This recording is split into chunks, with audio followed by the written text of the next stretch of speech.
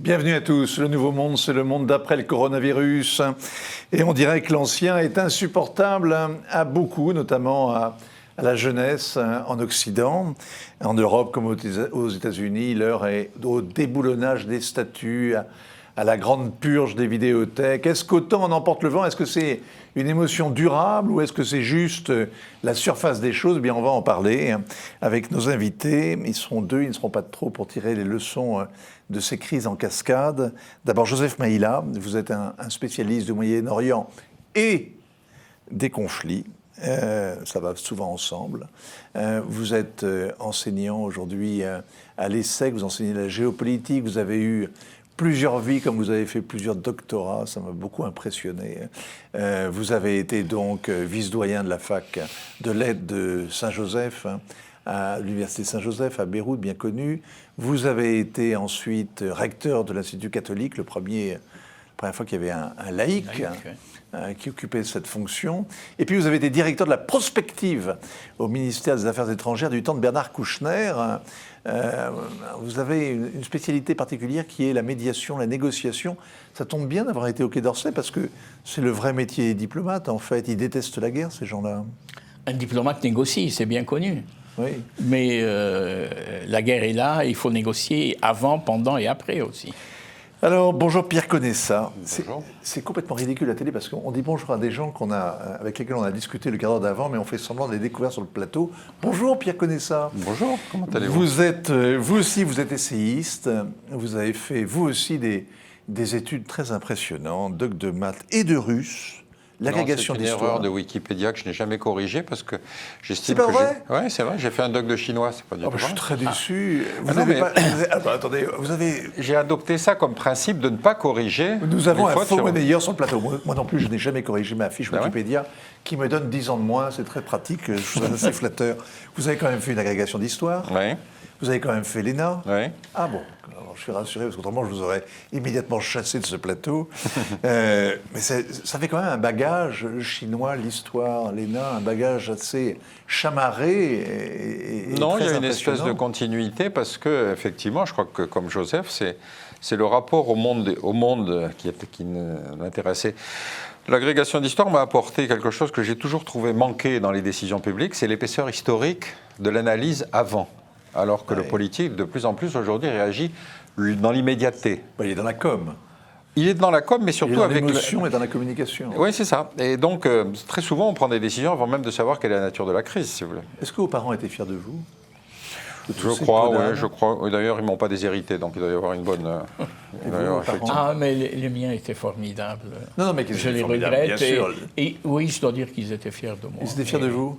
Et ça booste dans la vie. Bon. C'est Romain Gary qui disait que l'amour d'une mère perdurait dans toute la vie et vous donnait du courage et des ailes.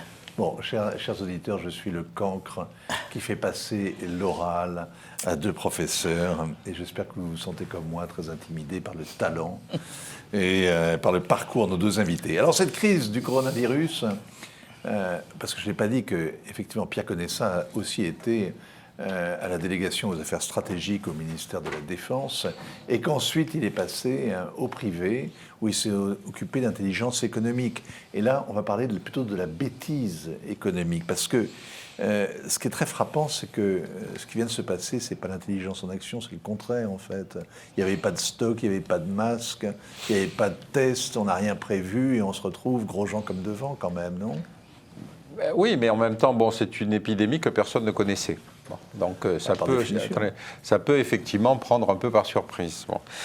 Encore une fois, on peut toujours trouver dans un ouvrage de prospective que quelqu'un avait envisagé qu'après le H1N1, après la vache folle, etc., un scénario de crise puisse arriver, mais personne ne connaissait la nature de cette crise-là. Donc, si vous voulez, je crois qu'il faut tempérer un peu l'analyse critique en disant le gouvernement français n'a pas fait ci, le gouvernement français n'a pas fait ça.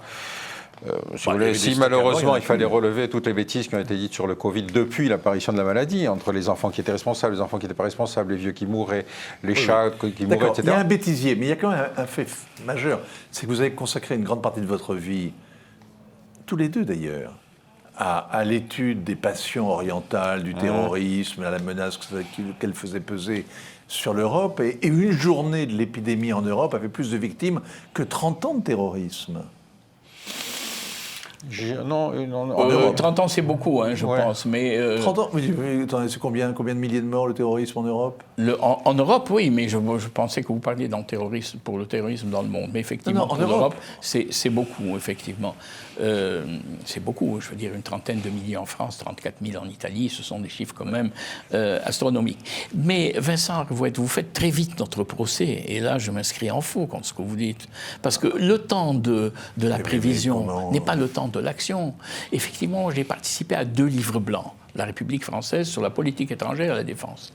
Et je me souviens d'avoir inséré dans le dernier livre blanc tout un paragraphe sur « Attention, les épidémies arrivent, le danger que nous appelons le NRBC, et donc le danger des pandémies, des épidémies qui deviennent des pandémies par la suite.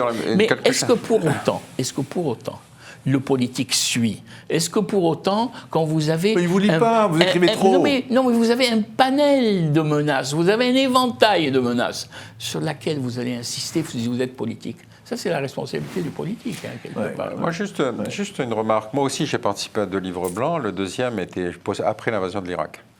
Et c'est l'homme qui était en charge du 2e livre blanc avait réuni un groupe fantôme avec d'anciens collaborateurs à lui, parce que la grand-messe, si vous voulez, où il y avait tous les chefs d'état-major, la direction des affaires politiques du quai, etc., ça le rasait tellement, si vous voulez, qu'il n'avait même pas à s'interroger sur la nature de ce qu'il devait écrire. Et donc, dans ce groupe fantôme, un jour, on était après l'invasion de l'Irak et après que Chirac ait refusé. Il a proposé son refus. Je lui ai fait un papier. Les armes de destruction massive. Non, attendez. Je lui ai fait un papier en disant, finalement, y a-t-il un risque américain? Vous voyez l'idée?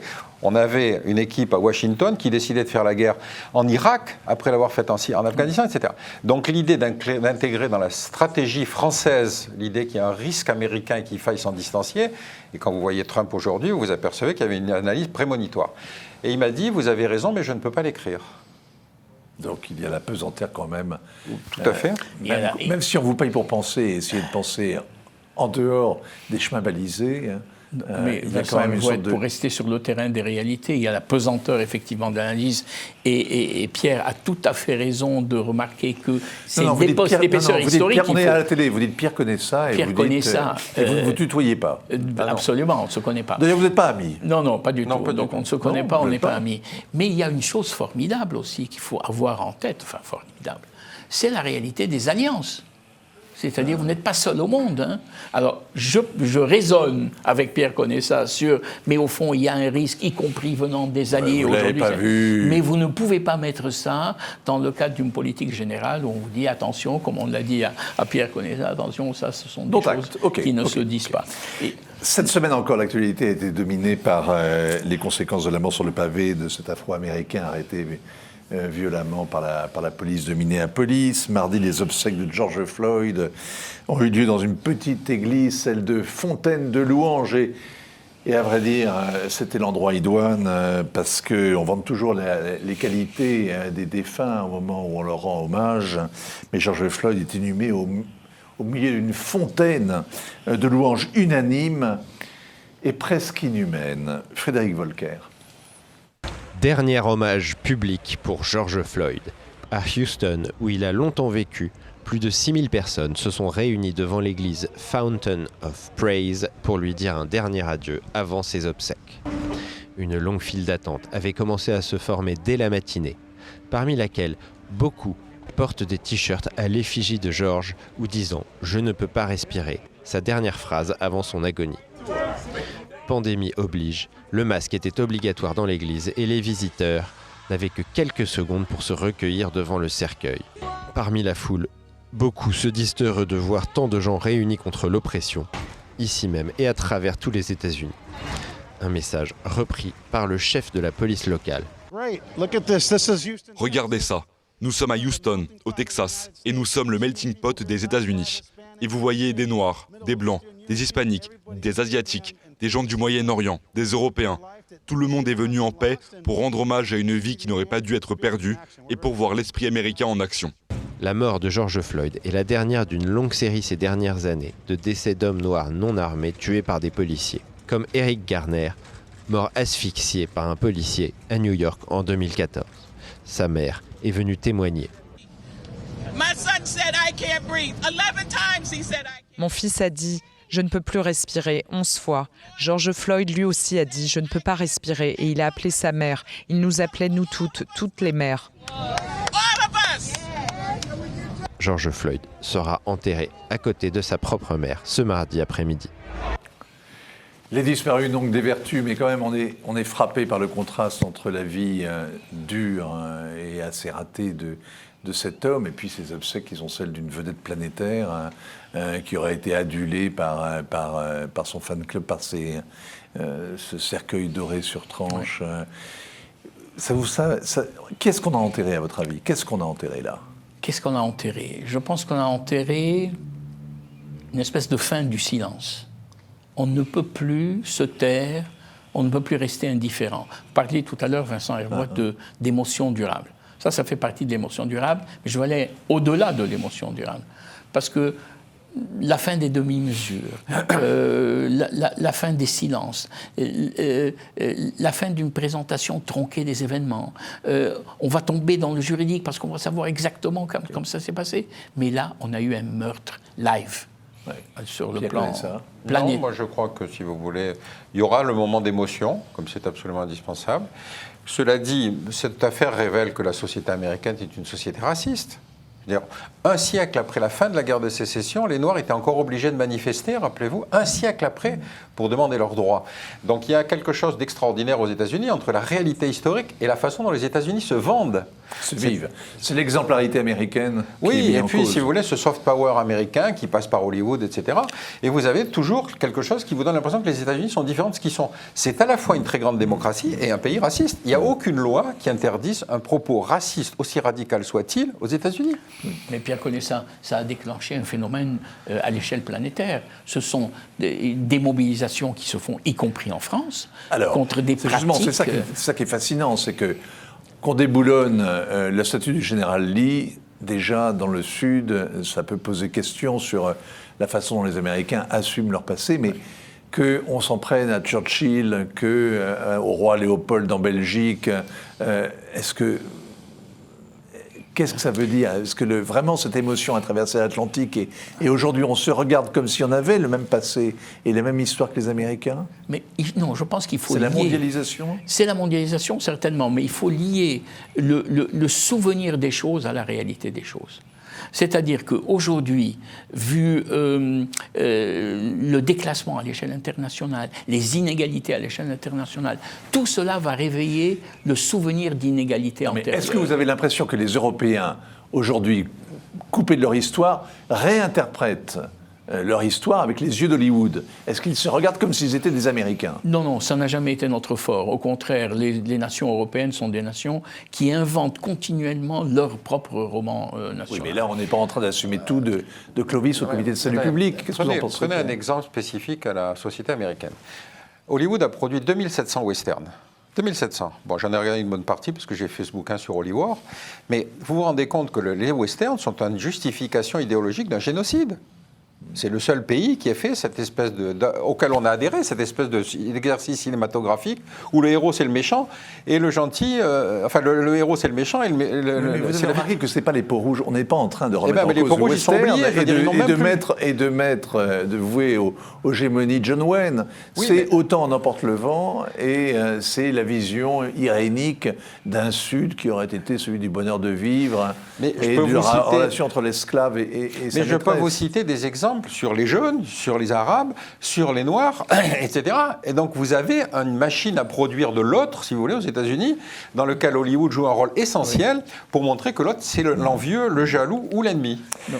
Alors les responsables démocrates ont mis genoux à terre au Congrès pendant 8 minutes et quelques, mais tout le monde a bien senti que c'était Donald Trump qu'ils voulaient mettre à plat ventre, et le président a d'ailleurs été directement dénoncé, mis en cause au cours de ces obsèques de George Floyd qui ressemblaient un peu à un meeting. Est-ce qu'à votre avis, c'est la campagne électorale qui est en train de se jouer là ?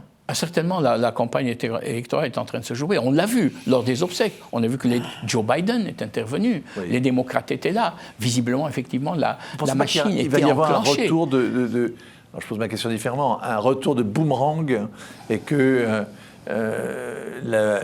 après les émeutes qui ont donné l'impression de chasse à l'homme, de vandalisme, etc., cette espèce d'instrumentalisation justement du deuil et de l'émotion ne va pas nuire aux démocrates et renforcer Trump qui est pour systématiquement cristalliser les oppositions. Je n'irai pas jusqu'à dire instrumentalisation du deuil, certainement que le deuil a été utilisé. Mais au fond, dans des moments d'émotion intense pour une société, c'est aussi le fait de mettre en avant des enjeux de société. Et alors, il y a le côté émotionnel, le côté drame hollywoodien qu'on peut faire jouer, mais il y a aussi le fait que la question est sur la table, comme disent les Américains. On n'a jamais autant parlé des questions qui fâchent et des questions qui ont altéré la... Il y a 30 ans, on en a parlé il y a 30 ans, quand effectivement, déjà, vous aviez Luther King qui protestait, etc. Et il est assassiné par ces Blancs. Pardonnez-moi, je n'ai pas compris. Il y a déjà 30 ans, on en a parlé de ces questions-là. Rappelez-vous, quand Martin Luther King est assassiné. Oui. Et on s'aperçoit que 30 ans plus tard, il y a les mêmes pratiques. Vous n'avez pas l'impression que justement, dans la société multi-ethnique, multi-communautaire américaine, il n'y aura bientôt plus que la statue de Martin Luther King qui sera debout? Je ne suis même pas sûr que les Blancs radicaux américains, les néo-évangéliques et les néo-conservateurs la laissent debout. Oui. Je crois qu'on n'en a pas fini de ce clivage. Mais ça veut dire une chose, ça veut dire qu'on n'en a jamais fini du racisme. Ce n'est pas parce qu'on a parlé il y a 30 ans, ce n'est pas parce que Martin Luther King est là. Au contraire, on a des phénomènes de cristallisation, d'exacerbation des questions raciales qui viennent dans un contexte qui est un contexte de lutte, d'inégalité, de manque d'intégration. Je crois que, si vous voulez, il faut faire très attention sur la question du racisme, parce que si vous voulez, il y a un processus qui a légitimé tous ces radicalismes religieux aujourd'hui qui sont sur la surface de la planète, les néo-évangéliques, les juifs radicaux, les salafistes, les bouddhistes et les hindouistes, c'est ce processus de la victimisation. C'est-à-dire nous avons été victimes. La concurrence victimaire. La concurrence victimaire. Et si nous avons été victimes, nous avons le droit de nous venger. Bon. Ouais. Et donc, on a un droit tiré sur la société. Mais qui est un droit tiré surtout à l'égard des démocraties, je veux dire. Bon. Je vais vous prendre un exemple. Il y a un historien qui s'appelle Petré Grenouillot qui avait écrit il y a quelques années un bouquin sur les trafics d'esclaves en Afrique. Il avait pris les 3 flux principaux d'esclavagisme en Afrique, c'est-à-dire le commerce triangulaire qu'on a bien analysé, le commerce sur la côte Est qui allait vers les pays arabes et puis le commerce intra-africain. Et il en concluait que, en fait, les trois esclavagismes avaient provoqué les mêmes chocs démographiques en Afrique. Il a été attaqué par des associations noires parce qu'il disait il minimise le commerce triangulaire. C'était faux, c'était faux. Mais voyez pourquoi... Les chiffres même sont même... Le commerce triangulaire donc, aurait fait beaucoup moins de victimes. Il a enlevé un argument victimaire, si vous voulez, en disant c'est pareil. Oui. Moi, j'ai travaillé sur le Rwanda. Aujourd'hui, la responsabilité des élites africaines dans la gestion du fait ethnique, si vous voulez, est sans commune mesure avec la responsabilité des Belges d'il y a 70 ans. Oui. Les seuls statuts qui ne seront pas abattus, ce sont... finalement les journalistes de plateau en caoutchouc, et qui sont des statuts très bavardes. Alors, est-ce que tout ça aurait eu lieu, je l'ai dit, s'il n'y avait pas eu le coronavirus et la peur et la confusion et la crise économique et les 40 millions de chômeurs? Est-ce que, à votre avis, il y aurait eu la même émotion s'il n'y avait pas eu cette espèce de travail de l'opinion et cette crise avant? Je pense qu'il ne faut pas tout lier au coronavirus. C'est-à-dire que la question du racisme aux États-Unis, elle est avant, elle est pendant, elle est après, etc. Non, c'est la question, au fond, de la place que vous occupez aujourd'hui, sortant du confinement des sociétés, des États et des personnes, la place que vous occupez dans le monde. C'est ça qui est frappant et qui fait que les sociétés se regardent et se comparent. Et de ce point de vue, on peut effectivement penser que certaines mettent en avant... Ils restent une grande puissance puisqu'ils sont capables de créer une émotion qui touche en tout cas l'Occident, parce que je ne crois pas qu'elle touche beaucoup l'Afrique, où il n'y a pas eu énormément de répercussions. Et encore moins l'Asie. Regardez ce qui se passe en Palestine. Vous avez vu ces pancartes, ces manifestants palestiniens qui disent nous aussi. Hein, nous ne voulons pas continuer à être traités de manière injuste. Il y a un du Covid dans la bande de Gaza. Hein. La concentration humaine est telle dans la bande de Gaza et les conditions sanitaires sont telles qu'on peut avoir demain une espèce de catastrophe absolue. Mais Pierre connaît ça, il y a le Yémen aussi, qui est un drame absolu. Au Yémen, il y a un enfant qui meurt toutes les 10 minutes. Enfin, il mourait avant le cessez-le-feu. Non. Non, mais revenons sur l'Israël. Il y a effectivement un jeune autiste qui a été tué par des soldats israéliens. Il y a Akil, je crois. Oui. Mais qui s'est mobilisé pour dénoncer ce genre de choses? Alors, je vais me faire l'avocat du diable et vous dire que de tous les conflits qui ont eu lieu depuis 40 ans, le conflit israélo-palestinien est peut-être celui où les victimes ont été les plus mises en valeur, identifiées, pleurées. Les obsèques des jeunes manifestants palestiniens ont été montrées sur les antennes. On a l'impression qu'à chaque fois que la guerre se rallume, c'est sur le paillasson de tous les Occidentaux que saignent les victimes palestiniennes. Oui, mais on connaît pratiquement le nom et l'adresse. N'a aucun effet. Que ça vous prouve que les mois médiatiques n'ont aucun effet. Oui, puisque finalement, absolument, c'est plutôt aggravé. C'est plutôt aggravé. Et là, Vincent, vous êtes un homme de communication. Il y a une disproportion entre l'intensité de l'émotion et l'inefficacité de l'action. Comme vous dites, effectivement, on a mis en avant le nombre de morts. La question palestinienne n'a pas avancé. Elle est même plutôt en train de se dégrader avec Netanyahou. De disparaître. Effectivement. Alors, si on regarde quand même, si on essaie de prendre un petit peu de hauteur et regarder qu'est-ce que la crise, on va parler du Moyen-Orient, ne vous inquiétez pas, mais si on prend un petit peu de distance, qu'est-ce que cette crise du coronavirus aura révélé? Est-ce que d'abord, d'un mot, est-ce que vous croyez l'un et l'autre qu'il y a avant et après? Est-ce que vous pensez qu'il y a une espèce de prise de conscience et qu'il y a des mutations qui étaient à l'œuvre qui se sont soudain précipitées? Alors moi, je vais vous dire, il y a un avant et un après. Mais attention, la fin administrative d'un confinement ne veut pas dire la naissance d'un nouveau monde. D'accord. Moi, je suis assez tempéré, je dois dire, sur la comparaison entre l'avant et l'après. Parce que vous avez remarqué que d'ailleurs, pendant le Covid, il y avait des tas de gens qui vous prédisaient l'après. Notamment tous nos intellectuels universalistes, si vous voulez, se sont tous livrés un papier sur ce qui allait se passer après. En fait, l'après, ce sera ce qu'on en fera. Aujourd'hui, tout le monde dit qu'il faut faire vert, qu'il faut lutter contre la pollution, etc. Parce qu'on a enfin apprécié pendant un mois le fait d'avoir un Paris sans voiture. Mais est-ce que ça va empêcher les voitures de reprendre demain? Non, j'en suis pas sûr. Non, la viscosité dans le processus on a pris, il y a eu une prise de conscience que l'Asie a été meilleure que l'Occident. Une prise de conscience pour les Européens, pour les Occidentaux, et aussi une prise de conscience pour les Asiatiques, qu'ils ont été plus efficaces, que ce sont eux qui sont venus au secours des Européens. C'est un phénomène tout à fait nouveau, c'est un phénomène très important. On peut appeler ça une prise de conscience immédiate. Mais pour autant, si la Chine réussit, ou si le Vietnam, ou si la Corée du Sud réussissent dans la lutte contre le Covid, est-ce que pour autant, ça fait la promotion de leur société? Alors le rapport de force n'a pas changé. Le rapport de confiance à l'Union européenne, qui a été totalement débordé, dépassé, et qui a été incapable d'aider les nations. Il y a un vrai examen de conscience là, à faire sur la faillite de l'Union européenne, je veux dire, sur ces questions. Un minimum de coordination, on n'a pas pu l'obtenir. Là, il y a une vraie question. Là, il y a un après. Mais un après plus généralement, la faillite de toutes les organisations internationales, parce que l'OMS n'est pas la seule, les Nations Unies ont été incapables. Quel est le système de coordination internationale qui a fonctionné dans cette crise? Pas vraiment, il n'y en a pas. Il n'y a que les États qui, finalement, ont réussi à aider les gens. Mais est-ce que le bilan est plus critique pour les organisations internationales que pour les organisations nationales? Moi, j'en suis pas sûr. L'organisation internationale, par nature, n'est que l'expression de ce que veulent bien en faire les nations. Vous avez remarqué que Trump, sa principale décision, ça a été de se retirer de l'OMS, une manière de dire on ne m'a pas traité comme j'aurais... Alors qu'il avait lui-même, effectivement, nié l'existence de cette maladie. Non, moi, je crois que s'il doit y avoir une réflexion stratégique importante, c'est les formes de dépendance qu'on a vis-à-vis de l'Asie dans un certain nombre de cycles de production qui s'avèrent être stratégiques. Là, oui, il y a quelque chose. Retour à plus de souveraineté. Oui, retour à plus de souveraineté. Et de protectionnisme même. Non, mais sur ce plan, effectivement, tout le monde veut prendre ses distances. Tout le monde veut être moins dépendant. Oui, même Emmanuel Macron. Même les Chinois veulent être moins dépendants. Oui, ils ont découvert aussi une certaine dépendance. Il y a le déclaratif. Et puis, il y a la restauration des frontières, quand même. Oui. Mais ça, c'est un phénomène tout à fait personnellement, nouveau. je ne suis pas choqué. La finalité première d'un État, depuis Hobbes, et bien avant Hobbes, c'est de protéger les citoyens. Donc, quand un État prend les mesures qu'il faut, à condition qu'il n'en fasse pas une doctrine éternelle, c'est-à-dire celui de la fermeture des frontières.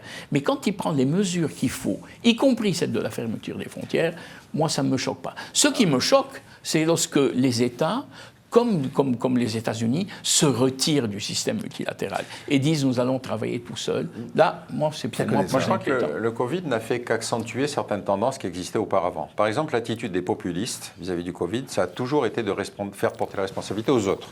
Que ce soit les populistes ou que ce soit les radicalismes religieux. Par exemple, j'ai fait un article sur le sujet.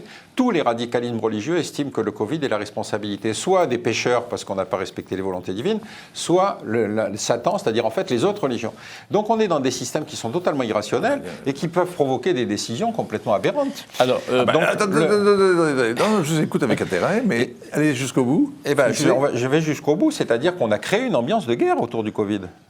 On a créé une ambiance de guerre. Regardez Trump, la façon dont il accuse la Chine aujourd'hui. Il se retire de l'OMS, on a l'impression qu'il est en train de construire. Il a réussi cette performance extraordinaire de désigner pendant le premier mandat 3 ennemis.